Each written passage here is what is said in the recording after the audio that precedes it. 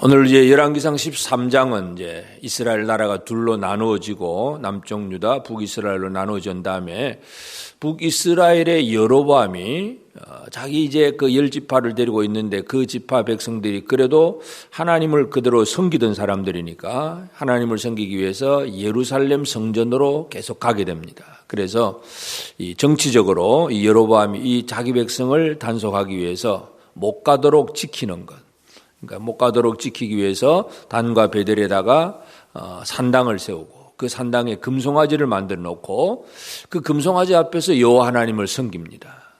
바로 이러한 상황 속에서 이제 13장에서 하나님께서 하나님의 사람, 여기 이제 누구 이름은 기록되어 있지만 하나님의 사람을 계속 나타나는데 이 하나님의 사람이 유다에서 일어나서 이제 베델에 가서 여로보암이 그 제단 앞에서 산당의 제단 앞에서 지금 제사 드릴 때에 제단을 향하여서 외칩니다. 그래서 이 제단을 향해서 외친다. 사람을 향해서 외치는 것이 아니라 제단을 향해서 외치면서 제단을 향해서 이 제단이 이제 무너질 것이다. 그러면서 다윗의 집에 요시야라고 하는 그러한 이름하는 아들을 낳게 될 것이고 그 요시야가 와서 이 모든 것들을 다 이제 불사르게 될 것이다 하는 그런 예언을 합니다.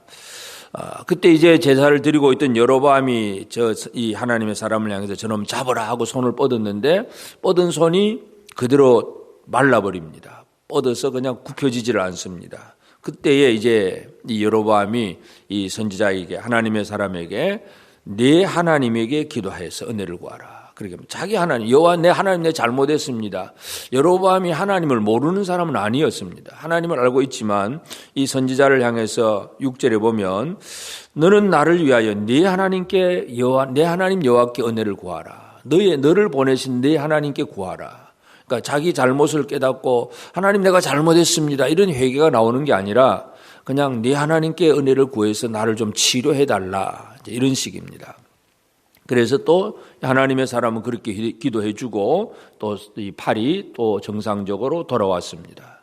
그러면서 그날 징조는 제단이 깨어지고 제단 위에 있던 모든 재들이 다 쏟아지는 그런 사건이 벌어지고 그리고 이제 이 사건을 이제 그 곁에 있는 사람들이 보았으니까 또 베델에 늙은 선지자 한 사람이 있는데 그 선지자의 아들들이 이 사건을 보고 자기 아버지에게 가서 그 얘기를 하고 그리고 그 늙은 선지자는 이제 이 하나님의 사람을 찾아서 자기 집으로 데려가려고 합니다. 그런데 이 하나님의 사람은 여로보암도 그렇게 얘기를 합니다. 이제 자기가 이제 고맙다고 그렇게 우리 집에 가면 내가 예물을 주고 잘 대접하겠다고 같이 가자고 하지만 하나님께서 나로 하여금 이 땅에서 먹지도 말고 마시지도 말고 또 왔던 길로 되돌아가지도 말고 그냥 다른 길로 돌아가라고 하셨다. 그러면서 왕의 요청을 거절을 합니다.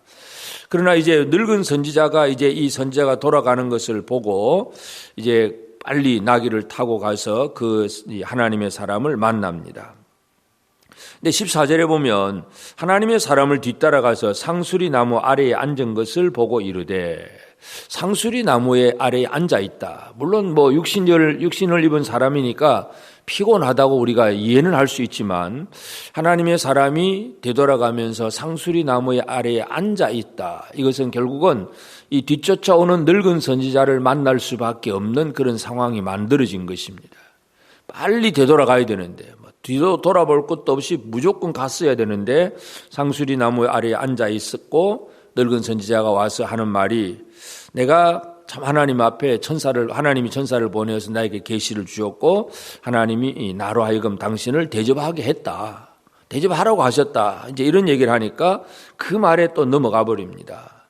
자기가 받았던 하나님의 말씀을 그대로 믿고 순종하는 게 아니라 뭔가 이 새로운 사람이 나타나서 자기도 하나님의 말씀 받았다고 하니까 그냥 넘어가서 그 집에 따라 들어가서 먹고 마시다가 그 순간 또 하나님의 말씀이 이 하나님의 사람에게 나타나서 너는 내가 처음 시킨 말을 지키지 않아서 그대로 죽을 것이다 하고 결국은 죽임을 당합니다. 그래서 죽는 모습도 보면 이제 또 이 식사 대접을 받고 이제 집으로 나귀를 타고 가는데 길에서 사자가 나와서 이 사람을 물입니다.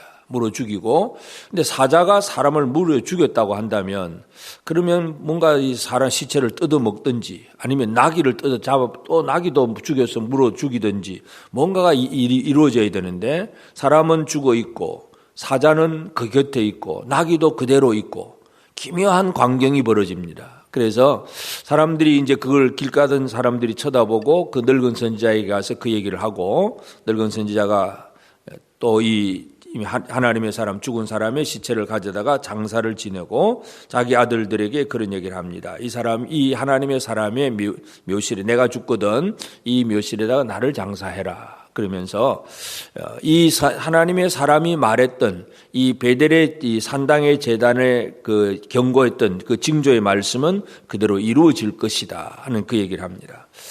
그러면서 이제 마지막 33절 34절은 이제 여로보암이 이 일 후에도 여전히 악한 길에서 떠나지 아니하고 산당을 계속 지속을 하고 있고, 또 제사장들도 이 아론의 후손들, 그런 제사장이 아니라 바로 일반 백성들 중에서 누구든지 자원하면 다 제사장으로 세워주는 그런 일들, 결국 이것이 이제 여로보암의 집의 멸망 원인이 된다는 것을 우리 찾아볼 수 있는데, 오늘 이제 열왕기상 13장을 통해서 우리가 생각하고자 하는 것은 하나님의 사람이 하나님께서 보내신 곳에 가서 사역을 하게 하는데 북이스라엘의 영적인 상태가 어떤 상태냐, 바로 산당을 짓고 그 산당에 금송아지를 만들어 놓고 입으로는 여호와 하나님을 부르지만 우상 숭배를 하고 있는 그곳에 하나님께서 하나님의 사람을 보내어서 일하게 합니다. 그러면 하나님의 사람이 오늘 우리가 이 시대에 믿는 성도들이 세상 속에서 들어가서 해야 할 수 있는 그런 삶의 자세, 첫 번째가 바로 말씀을 선포하는 일은 분명히 할 수가 있습니다. 이 하나님의 사람이 가서 경고의 말씀을 전하고 하나님이 하라고 하신 그 말씀을 증거하고, 그래서 그 말씀을 선포해서 하나님의 뜻이 이렇게 이루어진다는 것, 이 말씀은 선포할 수 있습니다. 그런데 또 하나님이 이 하나님의 사람에게 요구하신 것은 바로 이곳에 머무르지 말고 식사 대접도 받지도 말고 되돌아오라. 빨리 그냥 왔던 길로도 돌아오지 말고, 그럼 뭔가 전에 갔던 사람 얼굴을 또 뭐 한번 쳐다봤던 사람들을 또 다시도 볼 수 있으니까 전혀 다른 길로 돌아와서 전혀 낯선 사람처럼 행동하라. 교제하지 말라는 것입니다. 그래서 우리가 이제 이 예수를 믿는 성도들이 세상을 살아갈 때에 세상 속에서 일할 수 있는 것, 첫째는 말씀은 이 세상 속에서 선포하고 증거해야 되지만 이 믿는 자와 믿지 않는 자가 멍해를 같이 한다는 것. 뭔가 물론 그렇다고 해서 육신적인 생활을 전혀 모른 척 할 수는 없겠지만 영적인 면에서 같이 교제하고 나눈다는 것은 늙은 선지자의 거짓말에 속아 넘어가는 바로 그런 일들이 벌어지게 됩니다. 그러니까 이스라엘의 영적인 상태는 첫째는 산당, 금송아지 우상이 있는 산당이고 또 한 가지는 거짓 선지자입니다. 바로 이런 상황 속에 우리가 들어가서 하나님의 일들을 해나가야 되는데, 하나님의 일들을 하는 거 복음은 당연히 전해야 됩니다. 그러나 그들과 영적인 교제는 분명히 구별되어져야 됩니다. 그래서 해야 될 일이 있고 해서는 안 될 일이 있다는 것, 이것을 잘 구별하는 것이 바로 하나님의 사람입니다. 오늘 우리는 이 시대의 하나님의 사람들입니다. 우리가 이 세상 속에서 우리가 가정에서도 물론 우리 주변에는 불신의 이웃들이 있고 직장의 동료들도 그렇고 우리 자녀들의 학교에 가서도 그렇고 모든 주변에 이 불신의 이웃들과 더불어 살 수밖에 없는데, 이들 속에서 우리가 할 수 있는 일, 하나님의 말씀을 제대로 선포하고 증거하는 일, 그러나 영적으로는 구별되는 일, 이 두 가지를 분명히 해나가는 것이 바로 하나님의 사람의 삶입니다. 오늘 이 하루도 오늘 우리는 하나님의 사람이 되었다는 사실을 다시 한번 기억하면서, 비록 성경 속에 나오는 이 하나님의 사람은 증거하는 일에는 성공했지만 구별되게 사는 일은 실패하고 말아버렸습니다. 그래서 상수리 나무 아래 앉아서 쉬었다는 것, 이것이 하나의 큰 문제가 되었는데, 오늘 우리가 아무리 힘들고 어려워도 하나님께서 하라고 하신 그 일, 그 말씀대로 순종하며 나아가게 될 때에 우리는 하나님의 사람으로서 모든 일을 제대로 성공할 수 있습니다. 그래서 북이스라엘에 들어가서 할 일은 말씀을 전하지만 이제는 그곳은 영적으로 타락한 곳이 되었기 때문에 그들과 어울리지 말고 돌아오라 하는 이 하나님의 말씀, 그 원리를 다시 한번 기억하면서 오늘 우리의 삶이 이 세상 속에 살면서 복음은 제대로 전하되 이 세상과 분명하게 영적으로는 구별된 삶을 살아가는 하나님의 사람으로서의 성공하는 그런 우리 성도들 모두가 꼭 되어지기를 바랍니다. 기도하십시다. 그러하신 아버지 하나님, 크신 은혜를 감사합니다. 오늘도 새 아침 주시고 또 깨어 기도하게 하신 하나님, 참으로 이스라엘이 북이스라엘이 이처럼 산당을 짓고 금송아지를 만들고 우상 숭배를 하고 있는 그러한 제단 앞에 하나님의 사람을 보내어서 말씀을 선포하고 증거하게 하셨는데, 하나님 아버지, 그러나 그 선지자 하나님의 사람이 그 일은 제대로 했지만 돌아오는 과정 속에서 거짓 선지자의 속임에 넘어가는 이런 모습을 바라보게 될 때에 참 우리의 모습이 그럴 수가 있음을 다시 한번 고백하며 하나님의 도우심을 구합니다. 하나님, 우리가 복음을 전하는 일은 또 하기는 하지만 그러나 이 세상 속에서 그저 또 구별되지 못하여서 영적으로 분명하게 구별된 생활을 살지 못해서 이 거짓 선지자와 어울리고 함께 교제하는 그런 어리석은 자가 되지 않도록 하나님, 우리가 다시 한번 하나님의 말씀만을 집중하게 하시고 하나님이 우리에게 주신 그 말씀 안에서 온전히 순종하며 나아갈 수 있도록 은혜 내려 주시옵소서. 이 땅 위에는 참으로 이 거짓 선지자가 횡행합니다. 아버지 하나님, 하나님이 아닌 다른 것들을 섬기는 자들, 하나님을 섬긴다고 하면서 우상을 섬기는 자들이 우리 주변에 너무나 많습니다. 이들 속에서 우리가 해야 될 일이 무엇임을 알게 하옵시사. 하나님 아버지, 복음은 제대로 선포하게 하시고 또 제대로 구별된 생활을 살아갈 수 있는 우리 모두가 되게 하여 주옵소서. 오늘도 이 아침 깨어서 기도하는 성도들을 기억하시고 하루하루를 말씀으로 기도로 시작하는 온 성도들이 주의 음성을 듣게 하옵소서.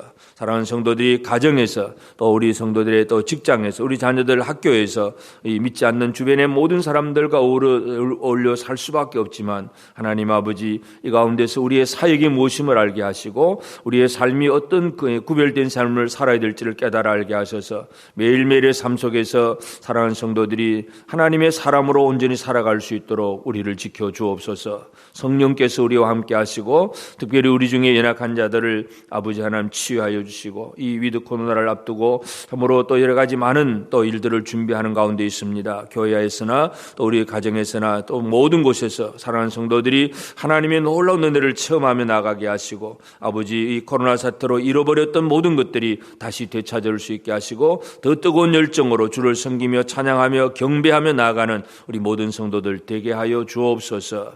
이 아침 깨어서 기도하는 사랑하는 성도들의 모든 기도를 주께서 들응답해 주실 줄 믿고 감사하오며 예수님의 이름으로 기도드리옵나이다. 아멘. 하늘에 계신 우리 아버지, 아버지의 이름을 거룩하게 하시며 아버지의 나라가 오게 하시며 아버지의 뜻이 하늘에서와 같이 땅에서도 이루어지게 하소서.